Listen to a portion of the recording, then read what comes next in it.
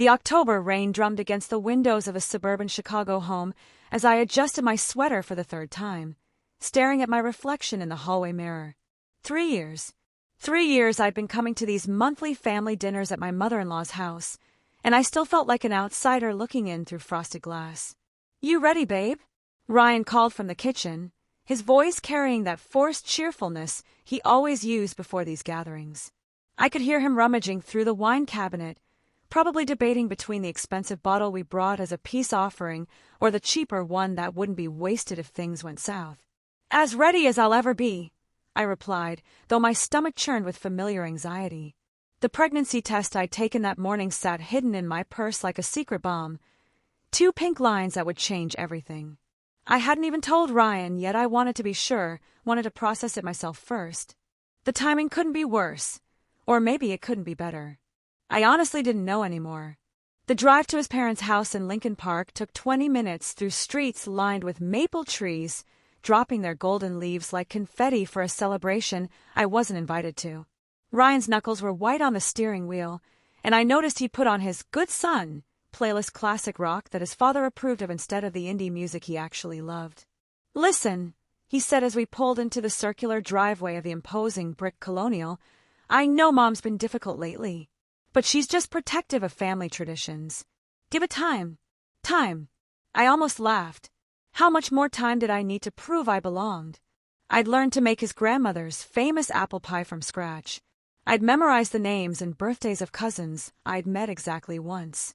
I'd even started attending their Presbyterian church, though I'd been raised Catholic. Nothing seemed to be enough. The front door opened before we could knock, revealing Patricia Morrison in her perfectly pressed slacks and pearls that probably cost more than my monthly salary as a social worker. Her smile was bright and sharp as a blade. "Ryan, darling." She embraced her son with the kind of warmth that made my chest ache with longing. "And Catherine," she added, my name falling from her lips like an afterthought. "How lovely that you could make it."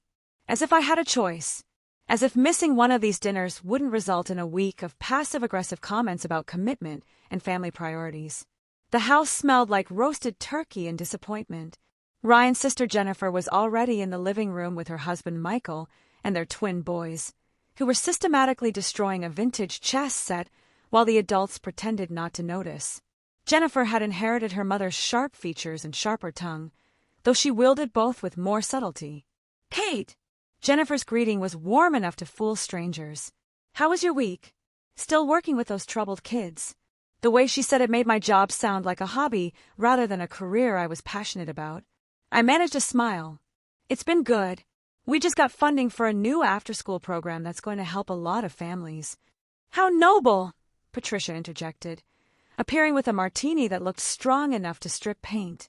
"It must be so fulfilling to give back to the less fortunate." The condescension dripped from her words like honey from a broken jar. I felt Ryan's hand find mine, a small anchor in the storm of subtle hostility. Dinner was served in the formal dining room, under the crystal chandelier that cast rainbow prisms across the mahogany table. I sat between Ryan and his youngest brother Tommy, who at least treated me with genuine kindness. The conversation flowed around topics I had no reference point for: country club politics, vacation home maintenance, investment portfolios. I contributed where I could, but mostly I felt like an anthropologist studying an alien culture. The turning point came during dessert. Patricia had made her famous tiramisu, the recipe jealously guarded and passed down through 3 generations of Morrison women. As she served it, Jennifer made some comment about family recipes and traditions. "It's so important to preserve these things," Patricia said, her eyes finding mine across the table. "Some things should stay within the real family." The words hit me like ice water. Real family. The implication was crystal clear. After 3 years of marriage, I was still an outsider.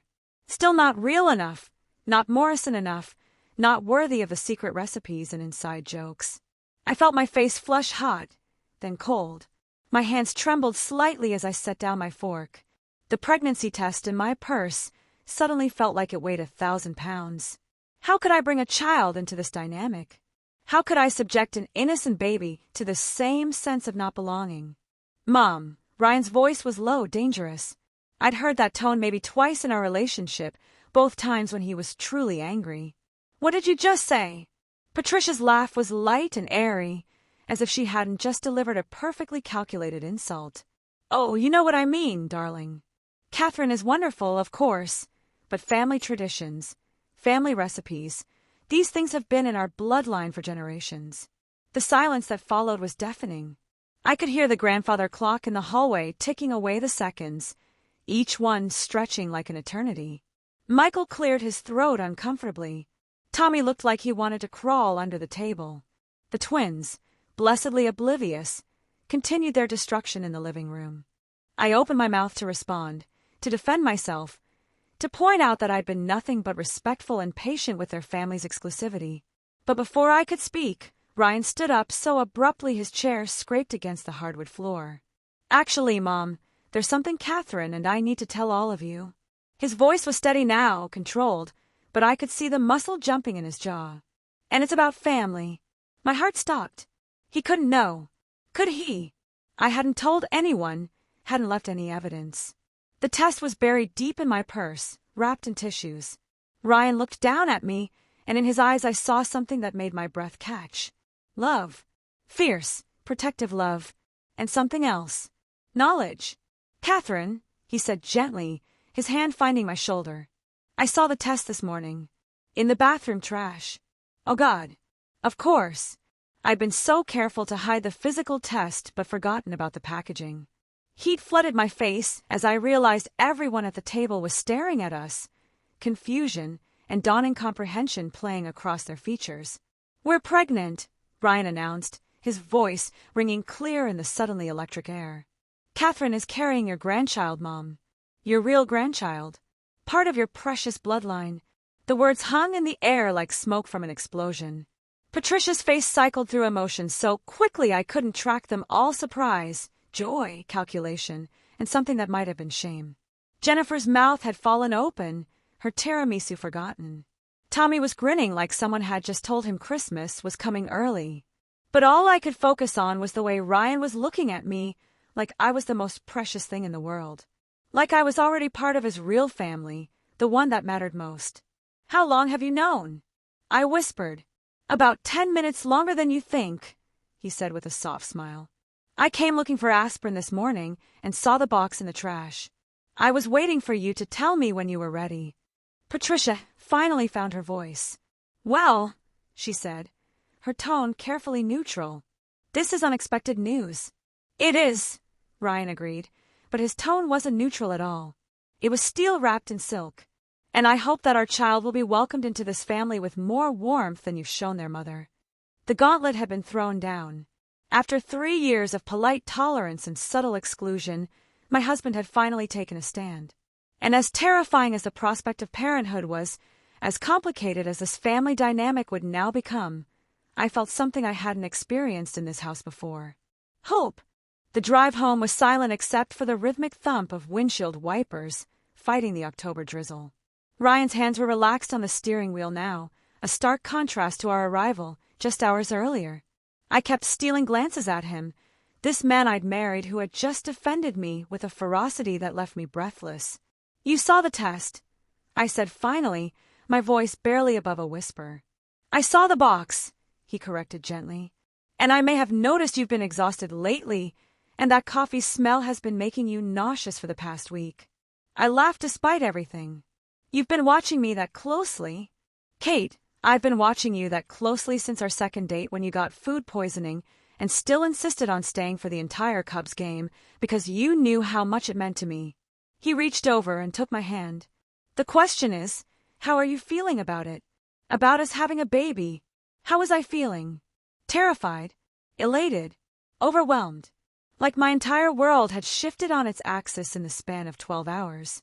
Scared, I admitted, but also excited. Is that crazy considering what just happened back there? What happened back there was a long time coming, Ryan said firmly. And maybe this baby is exactly what my family needs to understand, that you're not going anywhere. That we're building something together. We pulled into our driveway in Wicker Park, the modest 2-bedroom bungalow we bought last year looking like a sanctuary after the suburban perfection of his parents' place. Inside, I kicked off my heels and collapsed onto our worn but comfortable couch while Ryan opened a beer and poured me a glass of sparkling water. "When do you think it happened?" he asked, settling beside me. I did quick math in my head. Probably that weekend we went to Door County. Remember? The bed and breakfast with the terrible Wi-Fi. "Best terrible Wi-Fi ever," he said, and for the first time all evening, I laughed without reservation. My phone buzzed, then buzzed again, then started a steady stream of notifications that made my stomach clench. Ryan's phone joined the chorus. "Let me guess," I said. "Your family group chat is active." Ryan glanced at his screen and winced. 47 messages in the last 20 minutes. That might be a record. I knew I shouldn't look at my own phone, but curiosity won. 3 missed calls from Jennifer, 2 from Tommy, and a text from Patricia that simply read, "We should talk." "What do you think she wants to say?" I asked, showing Ryan the message. Probably to apologize, or to try to control the narrative. His jaw tightened again. I meant what I said back there, "Kate, I'm done with the subtle digs and the exclusion. This baby is going to know they're loved and wanted by both sides of their family." The next morning brought no relief from the family communication storm. I turned off my phone after the 10th message, but Ryan's had buzzed intermittently throughout the night. "Over coffee decaf for me now," I realized with a strange thrill he filled me in on the overnight drama. "Tommy thinks what I did was epic and wants to take us out to celebrate. Jennifer is mortified that I called Mom out in front of Michael. And Mom," he paused, scrolling through messages, "Mom wants to have lunch with you. Today. Just me. Just you." I stared into my coffee mug, watching steam rise like tiny ghosts. "What do you think I should do?" "Whatever you want," Ryan said immediately. "You don't owe her anything, Kate. But if you decide to go, know that you're going from a position of strength now. You're carrying her grandchild. That changes the entire dynamic." He was right, but the thought of facing Patricia alone made my palms sweat. Still, maybe this was my chance to finally have the conversation we've been dancing around for 3 years. I texted back, "Cafe Luna, 1 p.m. Cafe Luna was neutral territory, a trendy spot in River North that neither of us frequented, with excellent salads and the kind of ambient noise that would prevent any dramatic scenes. I arrived 10 minutes early and chose a corner table where I could see the door. My hand shook slightly as I ordered herbal tea, another pregnancy adjustment I was still getting used to. Patricia arrived precisely on time, impeccably dressed in a camel-colored coat that probably cost more than my monthly mortgage payment. She looked around the cafe with barely concealed disdain. Too trendy, too young, too far from her usual haunts. "Catherine," she said, settling into the chair across from me with careful precision. "Thank you for agreeing to meet." "Patricia!" I kept my voice level, professional. 3 years of social work had taught me how to navigate difficult conversations, how to project calm even when my insides were churning. We ordered. She got a Cobb salad, no dressing, hold the bacon, which seemed like missing the entire point of a Cobb salad. I opted for soup and bread, suddenly ravenous despite my nerves. "I owe you an apology," Patricia said without preamble once the waitress left. "What I said last night was inappropriate and hurtful." I waited. In my line of work, I'd learned that the first apology was rarely the complete one. People needed space to fill with the real truth. I suppose I've been protective of Ryan. He's my oldest, you know, and he's always been so trusting, so willing to see the best in people. She stirred her water with mechanical precision. "When he brought you home, I was worried you might be taking advantage of his generous nature." "Because I'm a social worker?" I asked quietly. "Because I don't come from money." "Because you came from nowhere," Patricia said bluntly. "No family history we could verify, no connections to vouch for your character. Just a pretty girl with a noble job and a sad story about aging parents." The casual dismissal of my background, working-class parents who'd sacrificed everything to put me through college, a father who'd worked double shifts at the factory until emphysema took him, a mother who'd cleaned houses to pay for my textbooks, hit me like a physical blow. "My parents were good people," I said, and was proud that my voice didn't shake. "They taught me about hard work and kindness and putting family first. The same values you claim to cherish." "I'm sure they were lovely," Patricia said in a tone that suggested she was sure of no such thing. "But you have to understand our position. Ryan is the heir to a considerable family legacy. The Morrison name means something in the city. And you think I'm after his money? The words came out sharper than I'd intended, but I was past the point of careful diplomacy. I think you love my son, Patricia said, and for the first time, her voice carried a note of sincerity. But love doesn't always survive the pressures of different backgrounds, different expectations. I've seen it happen before. Our food arrived, providing a natural pause in the conversation. I took a spoonful of soup and tried to organize my thoughts. This wasn't going the way I'd expected. What changed? I asked finally. Why the apology now? Patricia set down her fork and looked directly at me for the first time since sitting down. Because last night, I saw my son's face when he defended you, and I realized that in trying to protect him from potential heartbreak, I might have been causing him actual pain. She paused, seeming to struggle with her next words. And because a grandchild changes everything. This baby will be part of our family, whether I like it or not. I'd prefer to be part of their life in a positive way. It wasn't a declaration of love or acceptance, but it was honest. More honest than she'd ever been with me. I'm not after Ryan's money, I said quietly. I fell in love with a man who makes me laugh, who brings me coffee in bed every Sunday morning, who cried during Toy Story 3. I didn't even know about the family money until we'd been dating for 6 months. I know, Patricia said softly. Ryan told me that story years ago. How shocked you were when you realized he wasn't just another struggling architect. We ate in relative silence for a few minutes. The cafe bustled around us with the lunch crowd, young professionals, freelancers with laptops, mothers with strollers. Normal people living normal lives without the weight of family expectations and generational wealth. I want to try, Patricia said suddenly, to do better, to include you more. This baby, she gestured vaguely at my still flat stomach. This baby is going to need all the love and support they can get. And that includes having a grandmother who respects their mother. It wasn't perfect. It wasn't the tearful reconciliation from a Hallmark movie. But it was real, and it was a start. I'd like that, I said.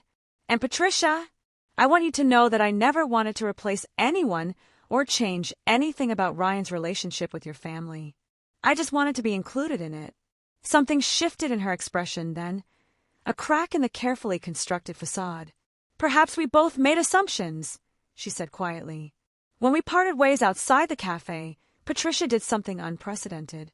She hugged me, not the air-kissed social greeting I was used to, but an actual embrace that lasted several seconds.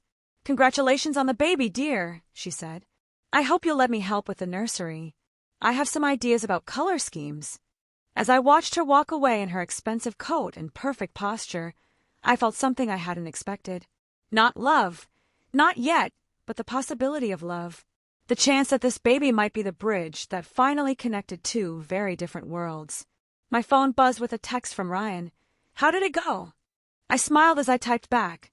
Better than expected. Your mom wants to help with the nursery. His response was immediate. Should I be worried? Probably, I replied, but also hopeful. The weeks following my lunch with Patricia passed in a whirlwind of doctor's appointments, morning sickness, and tentative family bonding. True to her word, my mother-in-law had reached out with increasingly frequent texts about nursery themes, baby shower planning, and helpful articles about prenatal nutrition. It was overwhelming but also oddly touching, like watching someone learn a new language of kindness. Ryan and I had our first ultrasound on a crisp November morning. The technician, a cheerful woman named Rosa, squeezed cold gel onto my barely there bump while Ryan gripped my hand like I might disappear. There they are, Rosa said, pointing to a flickering gray blob on the screen. Strong heartbeat, good size for 8 weeks. Everything looks perfect. I stared at the screen, trying to make sense of the abstract shapes that were somehow our child. Ryan made a sound somewhere between a laugh and a sob. Can we get copies? He asked. Like, several copies. Planning to wallpaper the house. Rosa teased, but she printed out 6 ultrasound photos anyway. In the car afterward, Ryan immediately called his parents while I texted my sister Melissa in Portland. The contrast in responses was telling. Melissa sent back a string of celebration emojis and promised to fly out for the shower. Patricia's response was more measured but warm. Wonderful news. I've made appointments at 3 baby boutiques for Saturday if you're available. She wants to go shopping, I told Ryan, showing him the text. My mother wants to go baby shopping with you. Ryan looked genuinely surprised. Are you sure she wasn't hacked? That Saturday, I found myself in the passenger seat of Patricia's pristine Mercedes, heading toward Michigan Avenue's Magnificent Mile. She'd insisted on picking me up, arriving precisely on time with a thermos of ginger tea for the morning sickness, and a leather folder full of printed articles about baby gear essentials. I've done extensive research, she announced as we navigated Saturday traffic. The safety ratings on car seats have improved dramatically since Ryan was born, and apparently, something called a sleep sack has replaced traditional blankets in nurseries. I smiled despite my nervousness. You've really been studying up. I may be many things, Catherine, but I'm not unprepared. She glanced at me sideways. Besides, this is my first grandchild. I intend to be excellent at it. The first store was an upscale baby boutique in Lincoln Park that looked more like a high-end furniture showroom than a children's store.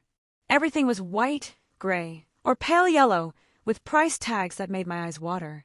This crib converts to a toddler bed, then a full-size bed, the sales associate explained enthusiastically. It's an investment piece that will last until they're teenagers. It costs more than my car, I whispered to Patricia, who overheard and actually laughed. Perspective, dear. Your car is remarkably economical. She ran her hand along the crib rail. But you're right. This is ostentatious, even by my standards. We moved through the store with Patricia taking notes and asking detailed questions about everything from organic cotton requirements to non-toxic paint standards. I found myself relaxing as I watched her navigate the overwhelming array of choices with the same methodical precision she applied to everything else. What about this one? I stopped in front of a simpler crib in warm cherry wood.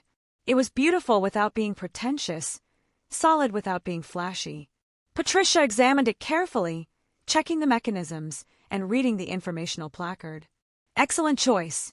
Classic design, superior craftsmanship, reasonable price point. She made a note in her folder. You have good instincts. The compliment caught me off guard. In 3 years, Patricia had never directly praised any of my choices. At the second store, we encountered a problem I hadn't anticipated. The sales associate, a young woman about my age, took one look at Patricia's designer handbag and perfectly styled hair and made assumptions. Is this your first grandchild? She asked Patricia with professional enthusiasm. Then, glancing at me, and you must be the nanny. How exciting that you get to help choose everything. The silence that followed was arctic. Patricia's face went through several expressions before settling on something that would have made a lesser person flee the premises. This is my daughter-in-law, Catherine, she said with icy precision. She is carrying my grandchild, and we are here to furnish their nursery. I assume you're capable of treating your customers with appropriate respect. The sales associate turned bright red and began stammering apologies, but Patricia had already turned away, dismissing her entirely. We'll take our business elsewhere, she announced, taking my arm and steering me toward the exit.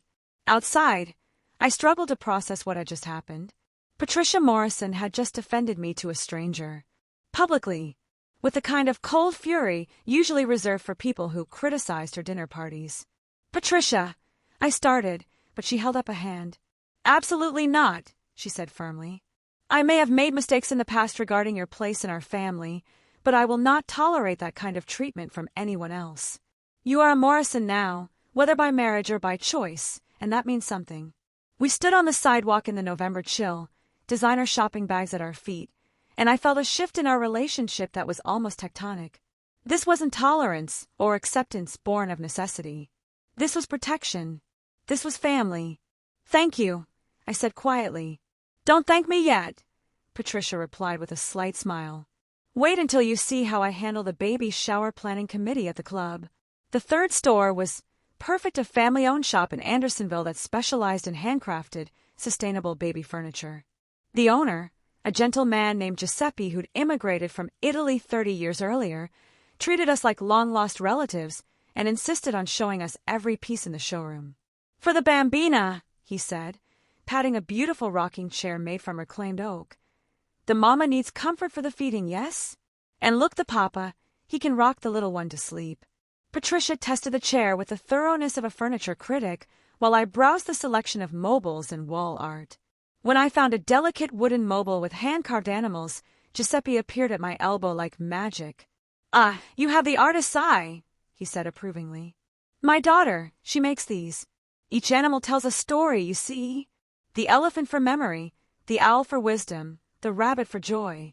"It's beautiful," I said and meant it. "Giuseppe," Patricia called from across the shop, "what can you tell me about this changing table?" By the time we left, we'd ordered a complete nursery set: the cherry crib I'd loved, the rocking chair Patricia had tested, the changing table that met all her safety requirements, and the wooden mobile that had captured my imagination. Giuseppe promised delivery in 6 weeks and sent us off with a bag of handmade teething toys for when the little one arrives. In the car, Patricia was unusually quiet. I watched the Chicago skyline pass by and wondered if I should say something about the day, about her defense of me, about the shift I felt happening between us. "Catherine," she said suddenly, "I owe you another apology. A deeper one. I waited. When Ryan first brought you home, I saw a threat to our family stability, a disruption to the life I'd carefully planned for him." She paused at a red light and looked directly at me. "I failed to see that you weren't disrupting his life. You were making it better." The words hung between us like a bridge I wasn't sure I was brave enough to cross. "I've watched my son these past few weeks," she continued as the light changed. "The way he talks about the baby, the way he looks at you when he thinks no one is watching. He's happier than I've seen him since he was a child, and I finally understand that happiness doesn't come from maintaining the status quo. It comes from love." By the time we reached my house, the November afternoon was fading into evening. Patricia walked me to the door, carrying the bag of teething toys and my purse while I juggled catalogs and business cards. "Same time next week?" she asked. "We still need to look at strollers," and Giuseppe mentioned a wonderful shop for baby clothes. "I'd like that," I said, and realized I meant it completely. "Good." She handed me my things and hesitated for a moment. "Catherine, when you and Ryan decide on names, I hope you'll consider Elizabeth. It was my grandmother's name, and she would have loved you very much." She was in her car and backing out of the driveway before I could respond, but I stood on my front porch with tears in my eyes and Giuseppe's bag of toys in my hands, feeling like I'd just witnessed something miraculous.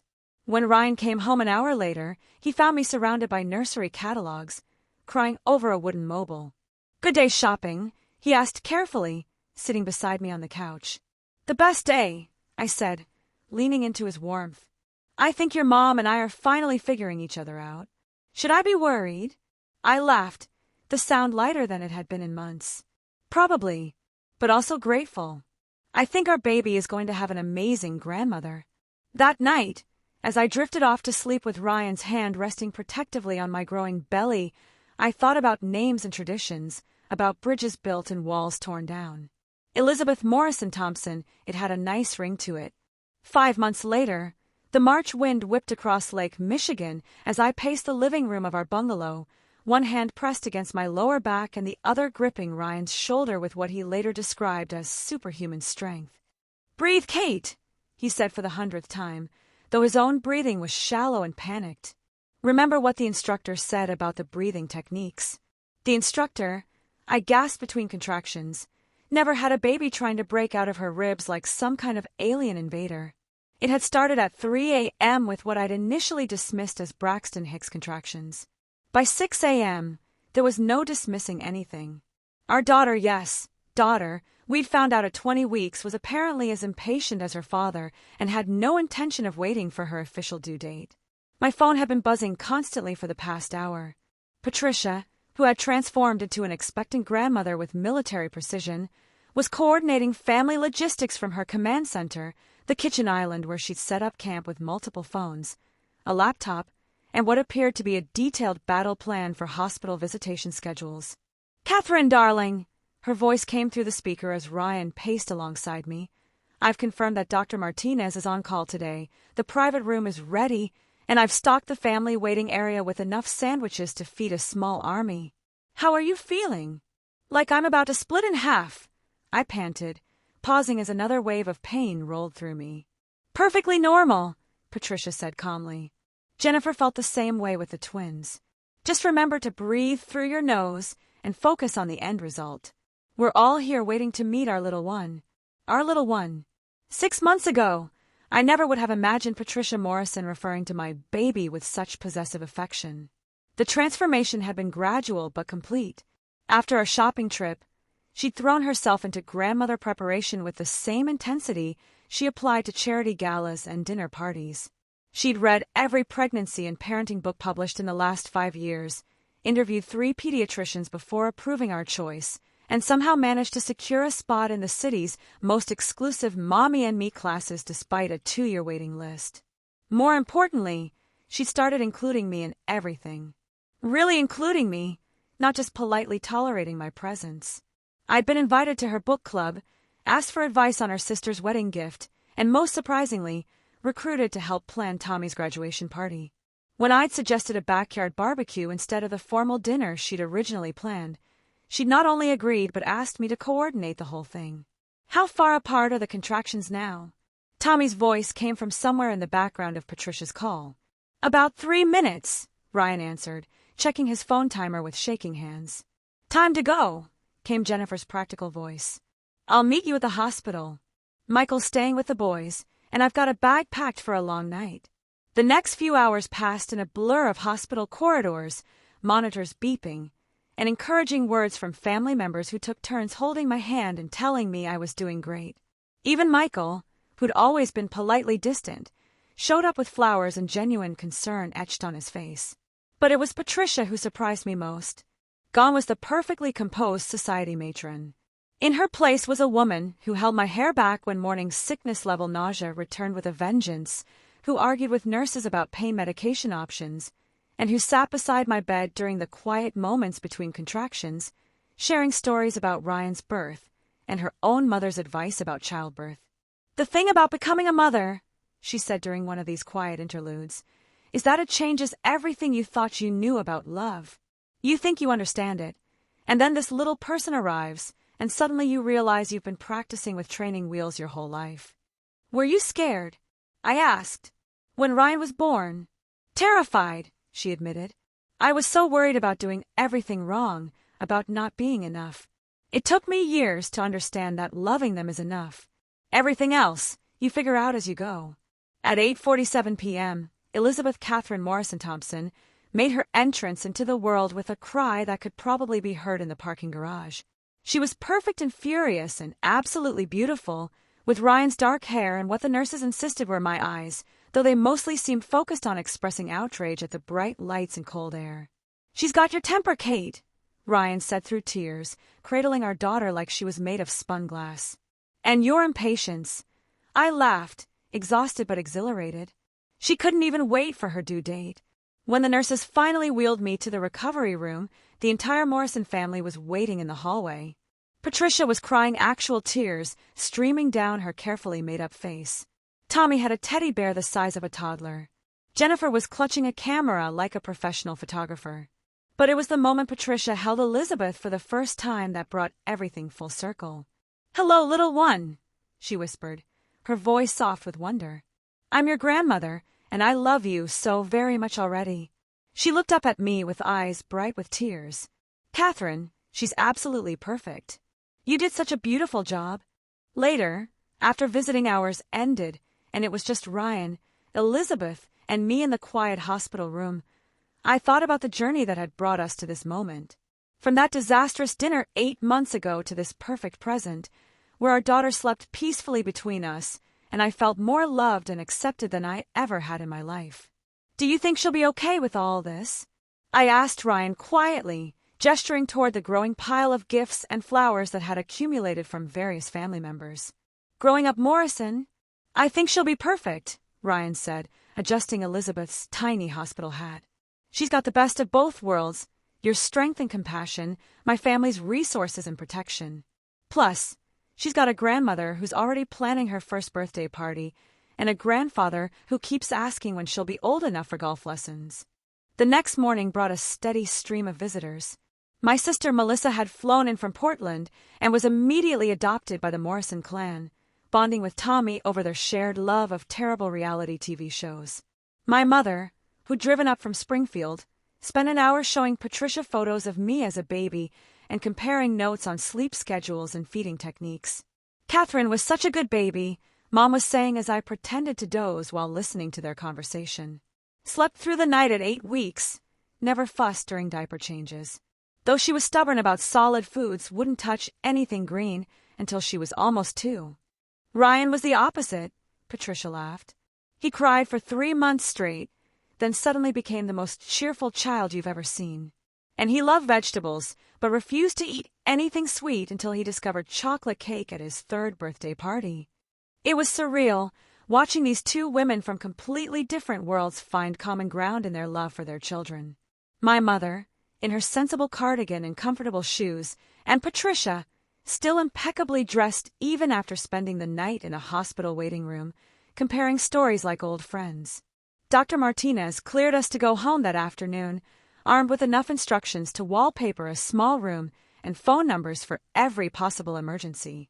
Ryan loaded the car with the precision of someone defusing a bomb, double-checking the car seat installation 3 times before he was satisfied. "Ready to take our daughter home, Mrs. Morrison-Thompson?" he asked, using the hyphenated name I'd finally decided on, a compromise that honored both families. "Ready," I said, though holding Elizabeth in the back seat as we drove through Chicago traffic felt like the most terrifying responsibility I'd ever undertaken. Our house had been transformed in our absence. Patricia had clearly been busy. The nursery was complete with Giuseppe's furniture arranged perfectly, soft lighting installed, and a rocking chair positioned just right next to the window overlooking our small garden. The refrigerator was stocked with meals that could be heated with one hand, and there were flowers in every room. "Mom," Ryan said, his voice thick with emotion as he surveyed the preparations. "You didn't have to do all this." "Yes, I did," Patricia said simply. "This is what family does."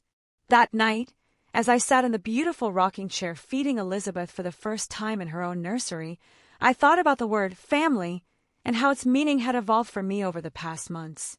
It wasn't just blood relation or marriage certificates or shared last names. It was choosing to show up for each other, to make space at the table, to defend someone when they couldn't defend themselves. It was Patricia learning to make my grandmother's Puerto Rican rice pudding recipe because she knew it reminded me of home. It was Tommy calling to check on me after every doctor's appointment. It was Jennifer asking for my opinion on preschools because you work with kids professionally, so you'd know what to look for. It was Ryan's father, normally reserved and formal, sitting on our living room floor 3 days later, talking to Elizabeth in the silly voice he thought no one could hear, promising to teach her about baseball and help her with math homework and be the kind of grandfather who always had butterscotch candies in his pocket. 2 weeks after we brought Elizabeth home, Patricia hosted what she called the proper introduction brunch, a smaller, more intimate gathering than the massive party she'd originally planned. Just immediate family, my mother and sister, and a few close family friends who'd been part of Ryan's life since childhood. I stood in the Morrisons' formal living room, holding my sleeping daughter while conversations flowed around me, and realized something had fundamentally changed. I wasn't watching this family from the outside anymore. I wasn't performing or trying to prove I belonged. I simply did belong, completely and naturally, the way Elizabeth belonged to all of us already. "She has your chin," Mrs. Ashworth, Patricia's oldest friend, was saying as she admired Elizabeth. "And that alert expression. You can tell she's going to be intelligent. She gets that from both her parents," Patricia said proudly, appearing at my elbow with a cup of herbal tea. "Catherine has a master's degree in social work, you know. And Ryan graduated summa cum laude from Northwestern." The casual pride in her voice when she mentioned my education caught me off guard. 6 months ago, she'd never mentioned my career except in dismissive terms. Now she was bragging about it to her friends. "Patricia's been telling everyone about your work with at-risk youth," Mrs. Ashworth continued. "Such important work. The city needs more people like you." After the guests left and Elizabeth was napping peacefully in her carrier, Patricia and I found ourselves alone in the kitchen, cleaning up the remnants of the brunch. It felt comfortable now, this domestic partnership that had once seemed impossible. "Catherine," Patricia said suddenly, drawing a serving platter with unnecessary concentration. "I want you to know that what I said that night at dinner about real family, it was wrong. Completely wrong." I paused in loading the dishwasher. We'd never directly address those words again, despite all the progress we'd made. "You are real family," she continued. "You've been real family since the day you married my son, probably before that. And Elizabeth," she glanced toward the living room where our daughter slept surrounded by gifts and flowers from people who already loved her completely. "Elizabeth is lucky to have you as her mother. I'm lucky to have you as my daughter-in-law." "Patricia!" I started, but she held up a hand. "Let me finish. I spent so many years protecting what I thought family meant that I almost destroyed what family actually is. Blood doesn't make family. Love makes family. Choice makes family. Showing up makes family." She set down the dish towel and looked directly at me. "You've been showing up for 3 years, even when we made it difficult. Even when I made it difficult. We both had to learn," I said gently. "I had my own assumptions too, about what it meant to marry into a family like yours." "And what does it mean?" she asked with genuine curiosity. "It means having more people to love," I said simply. "More people who want good things for Elizabeth. More stories to share with her about where she comes from. More traditions to blend with new ones we'll create ourselves." Patricia smiled then, the kind of real smile that transformed her entire face. "Speaking of traditions, I've been thinking about Christmas. Maybe this year we could do it here in your house. Start a new tradition for Elizabeth's first Christmas." The offer was more significant than it might have seemed. Patricia Morrison had been hosting Christmas dinner in her formal dining room for 25 years.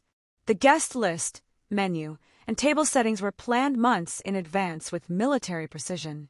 Suggesting we host it in our modest bungalow was like offering to hand over the family crown. "Are you sure?" I asked. "Elizabeth won't even remember her first Christmas." "But we will," Patricia said.